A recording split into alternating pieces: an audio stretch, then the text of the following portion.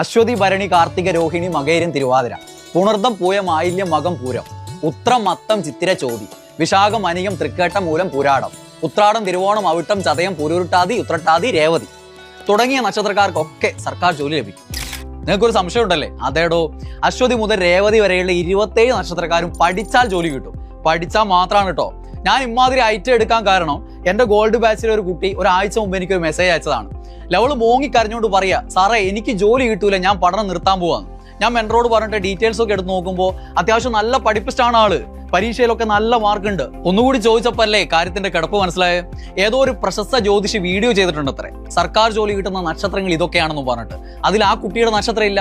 സ്വാഭാവികമായിട്ട് വിശ്വാസിയായ ആ കുട്ടി ആകെ ഡിമോട്ടിവേറ്റഡ് ആയി. ഇങ്ങനെ വിഷമിച്ചിരിക്കുന്ന, എന്നാൽ പറയാൻ മടിയുള്ള കുറെ ആൾക്കാർ വേറെയും കാണുന്നതാണ് എനിക്ക് തോന്നുന്നത്. അങ്ങനെ ആരെങ്കിലും ഉണ്ടെങ്കിൽ നിങ്ങൾ ആ ചിന്തയെ മാറ്റിക്കോ. ഈ എല്ലാ നക്ഷത്രക്കാരും ഗവൺമെന്റ് ജോലി നേടിയിട്ടുണ്ട്, പഠിച്ചിട്ടുണ്ടെങ്കിൽ മാത്രം. ഇനി സംശയം ഉണ്ടെങ്കിൽ നിങ്ങളുടെ നക്ഷത്രവുമായി അടുത്തുള്ള ജോലിസിനെ സോറി എനിക്കൊരു മെസ്സേജ് അയച്ചോ. നിങ്ങൾ എൻട്രിയിൽ നിന്നും സർക്കാർ ജോലി നേടിപ്പോയ 10,000 പേരുണ്ട്.